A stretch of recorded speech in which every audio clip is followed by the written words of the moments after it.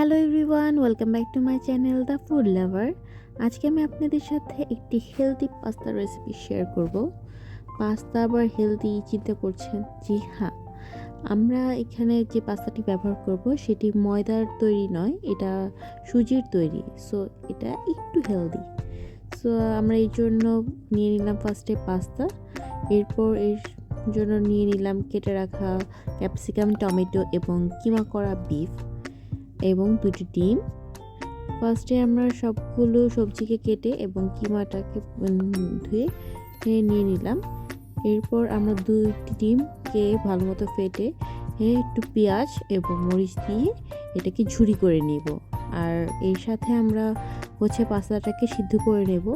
পাস্তাটা অলমোস্ট 90% সিদ্ধ হয়ে গেলে আমরা এটিকে ছেঁকে নেব। এরপর আমাদের ডিম ঝুরি করা হয়ে গেছে। এখন আমরা আমাদের যে সবজি এবং কিমাটা আছে সেটা রান্না করে নেব। এরপর আমরা একটি প্যানের মধ্যে তেল দিয়ে গরম করে নেব। তেলটা গরম হয়ে আসলে এর মধ্যে আমরা কিমা করা বিফ এবং সয়া সস দিয়ে এটাকে একটু রান্না করে নেব। মাংসটা একটু সিদ্ধ হয়ে গেলে তখন আমরা এর মধ্যে ক্যাপসিকাম এবং টমেটোটা দিয়ে দিব। টমেটোটা দেওয়ার পর টমেটো জুসটা বের হয়ে আসলে এটা গ্রেভির মতো হয়ে যাবে। এর মধ্যে আমরা 1 টেবিল চামচ কর্নফ্লাওয়ার গুলিয়ে দিয়ে নিব। এরপর আমরা এর মধ্যে ডিম ঝুড়াটা দিয়ে নিব।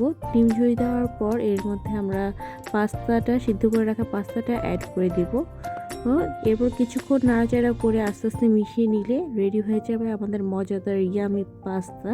আশা করি আপনাদের ভালো লাগবে। ভালো লেগে থাকলে আপনারা অবশ্যই ট্রাই করবেন। Thank you for watching. Please like, comment, share and subscribe to my YouTube channel. Bye by.